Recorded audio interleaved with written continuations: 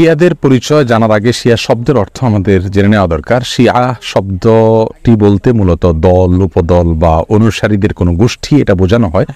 শিয়া বলতে বোঝানো হয় শিয়াতু আলিয়িন বা আলী রাদিয়াল্লাহু তাআলা আনহুর অনুসারী গোষ্ঠী, এদেরকে শিয়া বলা হয়। বা আলে বাইত রাসূল করিম সাল্লাল্লাহু আলাইহি সাল্লামের পরিবার কেন্দ্রিক যাদের ভক্তি বিশ্বাস এগুলো গড়ে উঠেছে তাদেরকে সাধারণত শিয়া বলা হয়।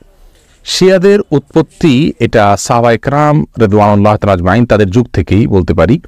এবং শিয়াদের উৎপত্তির পেছনে যে লোকটি ছিল তার নাম হলো আব্দুল্লাহ ইবনে সাবা। ইহুদি ছিল, পরবর্তীতে সে মুসলিমদের বেশ ধারণ করে মুসলিমদের ক্ষতি সাধন করার জন্যই মূলত এই গ্রুপটির তারা আবিষ্কার করে। শিয়াদের সম্পর্কে আমাদের দেশের সাধারণ মুসলমানদের মধ্যে ধারণা খুবই কম। আমরা অনেকেই মনে করি মুসলিমদের মধ্যেই একটি সাধারণ দল শিয়া, অথচ শিয়াদের যে সমস্ত বিশ্বাস আছে সে বিশ্বাসগুলো ইসলামের একেবারে মৌলিক বিশ্বাসগুলোর সাথে অনেকগুলো বিশ্বাস আছে যেগুলো সাংঘর্ষিক। অনেক ভাই বোনরা মনে করেন যে শিয়াদের সাথে আহলুস সুন্নাহ ওয়াল জামাআতের অর্থাৎ যারা কোরআন এবং সুন্নাহকে দলিল হিসাবে গ্রহণ করে সেটাকে অনুসরণ করে তাদের সাথে শিয়াদের একটা পার্থক্য তারা মনে করেন যে শুধুমাত্র খেলাফত নিয়ে, অর্থাৎ আবু বকর রাদিয়াল্লাহু তাআলা এবং আলী রাদিয়াল্লাহু তাআলা আনহুর ভিতরে কে বেশি খেলাফতের হকদার এটা নিয়ে মত পার্থক্য। আসলে বিষয়টা তা নয়, বরং শিয়াদের বিশ্বাসগুলোকে একত্র করা কঠিন। তাদের মধ্যে অনেকগুলো দল উপদল আছে, তার ভিতরে কমন কিছু বিশ্বাস আছে বেশিরভাগ শিয়ারা লালন করে। তার ভিতরে একটি হলো তারা কালিমাতুত তাওহীদ আমরা যেটা বলি এটাকে যথেষ্ট মনে করে না। তারা মনে করে লা ইলাহা ইল্লাল্লাহ মুহাম্মাদুর রাসূলুল্লাহ এবং আলিয়ুন ওয়ালিউল্লাহ এটাও স্বীকৃতি দিতে হবে, মুখে উচ্চারণ করতে হবে, তারপরে মানুষ মুসলিম হবে। তাদের মধ্যে কোনো কোনো গ্রুপ আছে যারা কোরআনে কারীমের 30 পারার যে কোরআন এটার ব্যাপারে তারা সন্দেহ পোষণ করে এবং তারা কোরআনের বিকৃতিতে বিশ্বাস করে বা বিকৃতি করে, এটাকে তারা সঠিক মনে করে বিকৃতি করে থাকে। তাদের মধ্যে বড় অংশ বা সবচেয়ে বেশি অংশ বলা যেতে পারে, প্রায় সবাই বলা যেতে পারে তারা সাহাবীদেরকে সবাইকে কয়েকজন বাদে আলী রাদিয়াল্লাহু তাআলা আনহু, আব্বাস রাদিয়াল্লাহু তাআলা আনহু সহ কয়েকজন বাদে হাসান হোসেন, ফাতেমা রাদিয়াল্লাহু তাআলা আনহুম সহ আহলে বাইত যারা তারা ছাড়া বাকিদেরকে তারা কাফের মনে করে এবং সাহাবীদেরকে গালমন্দ করাটা এটাকে তারা সওয়াবের কাজ মনে করে, ইবাদত মনে করে। আয়েশা রাদিয়াল্লাহু তাআলা আনহা রাসূল আকরাম সাল্লাল্লাহু আলাইহি ওয়াসাল্লামের সহধর্মিণী, তার চরিত্র নিয়ে তারা সন্দেহ করে, যার চরিত্রের বিষয়ে কোরআনে কারীমে সূরা নূরে আল্লাহ সুবহানাহু ওয়া তাআলা পরিষ্কারভাবে ঘোষণা দিয়েছেন। যাই হোক, এ হলো মোটামুটি শিয়াদের কয়েকটা জঘন্য বিশ্বাসের আলোচনা। এবারে আসি শিয়াদের একটা বিশেষ দল, তাদেরকে ইসনা আশারিয়া বলা হয়।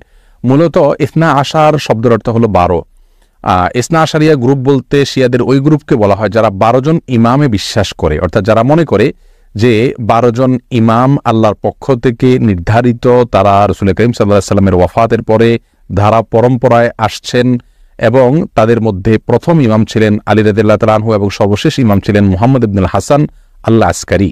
এসব ইমামদের সম্পর্কে, ইমামদের মধ্যে সর্বশেষ ইমাম যিনি মুহাম্মদ ইবনে হাসান আল আসকারী, তারা মনে করে তিনি লুকায়িত হয়ে গেছেন, আবার প্রকাশিত হবেন এবং এই ইমামরা সবাই নিষ্পাপ, তারা কোনো ভুল ত্রুটির ঊর্ধ্বে এবং এই ইমামরা সকল প্রকার ইবাদত বন্দিগির ঊর্ধ্বে উঠে গেছেন, তাদের কোনো ইবাদত বন্দিগি করতে হয় না।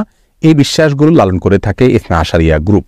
শিয়াদের ব্যাপারে আমাদের ধারণা কি হবে, তাদেরকে আমরা কাফের বলবো কিনা? উত্তর হলো শিয়াদের মধ্যে যারা আয়েশা রাদিয়াল্লাহু তাআলার চরিত্র নিয়ে সন্দেহ করে, কোরআনের ব্যাপারে যাদের সন্দেহ রয়েছে এবং বিকৃতি সাধন করে থাকে, এবং কেউ কেউ আছে রাসূল করিম সাল্লাল্লাহু আলাইহি ওয়াসাল্লামের রিসালাত নিয়েও সন্দেহ করে। তারা বলে যে জিবরিল ভুলে রাসূল করিম সাল্লাল্লাহু আলাইহি ওয়াসাল্লামের কাছে রিসালাত নিয়ে আসছিল মূলত আলী রাদিয়াল্লাহু তাআলার কাছে। এরকম আর অনেকগুলো বিশ্বাস লালন করে। এই সম্প্রদায়গুলোকে বা এইরকম বিশ্বাস লালনকারীদেরকে আমরা মুসলিম মনে করতে পারি না। তবে হ্যাঁ, তাদের মধ্যে অনেকগুলো গ্রুপ আছে যাদেরকে সরাসরি কাফের বলা যায় না, তাদের অনেকগুলো ভুল এবং ভ্রান্ত বিশ্বাস রয়েছে। এদের মধ্যে সবচেয়ে সাধারণ যেটা বিশ্বাসের দিক থেকে সবচাইতে তুলনামূলকভাবে কম জঘন্য বলা যেতে পারে সেটা হলো আবু বকর রাদিয়াল্লাহু তাআলা চাইতে আলী রাদিয়াল্লাহু তাআলাকে খেলাফতের জন্য অধিক হকদার মনে করা। শিয়াদের অনেকগুলো ভ্রান্ত বিশ্বাস নিয়ে বিস্তারিত এবং বিশদ আলোচনা করা দরকার, তা না হলে তাদের বিষয়ে আমাদের ধারণা পরিষ্কার হবে না। একজন মুসলিম হিসাবে আমাদেরকে সঠিক ধারণা যেমন রাখতে হবে, তেমনিভাবে ইসলামের বিষয়ে কারা কি ভুল ধারণা লালন করে সেগুলো আমাদের জানতে হবে।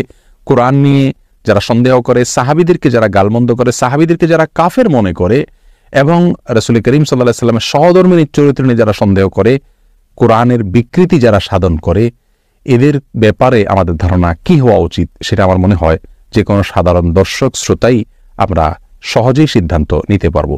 আল্লাহ তাআলা আমাদের সকলকে সঠিকটা বুঝার তৌফিক দান করুন।